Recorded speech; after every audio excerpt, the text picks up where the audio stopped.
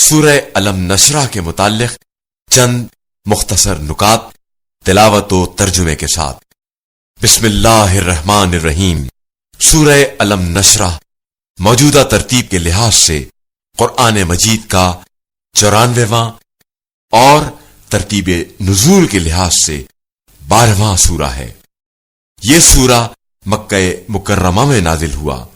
اس سورے کو اس کی پہلی آیت کی مناسبت سے علم نشرح کہا گیا ہے، جس میں اللہ نے اپنے رسول صلی اللہ علیہ وآلہ وسلم کے سینے کو وسیع کرنے کو بیان کیا ہے، اور انشراح عربی میں کشادہ اور وسیع کرنے کو کہا جاتا ہے۔ اس سورے میں اللہ نے اس بات کا ذکر کیا ہے کہ اس نے اپنے رسول صلی اللہ علیہ وآلہ وسلم کا سینہ اتنا کشادہ کر دیا ہے کہ وہ کفار قریش کی اذیتوں کے باوجود ہدایت کرتے رہیں گے، اور یہ بھی اعلان کر دیا ہے کہ آپ صلی اللہ علیہ وآلہ وسلم کا ذکر ہمیشہ بلند رہے گا۔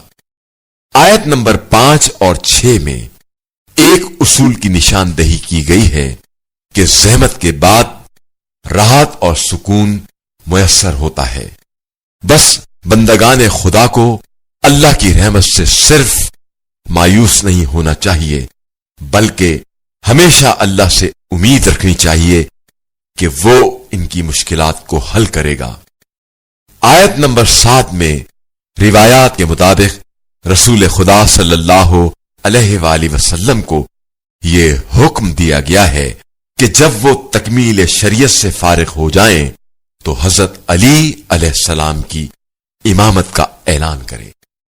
جس شخص کے سینے میں درد ہو، اگر وہ اس سورے کی تلاوت کرے اور اسے لکھ کر اپنے پاس رکھے تو اللہ اسے شفا عطا کرے گا۔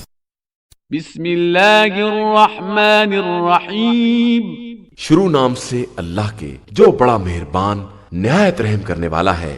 الم نشرح لک صدرک، کیا ہم نے آپ صلی اللہ علیہ وآلہ وسلم کے سینے کو کشادہ نہیں کیا؟ ووضعنا عنک وزرک، اور کیا آپ صلی اللہ علیہ وآلہ وسلم کے بوجھ کو اتار نہیں لیا؟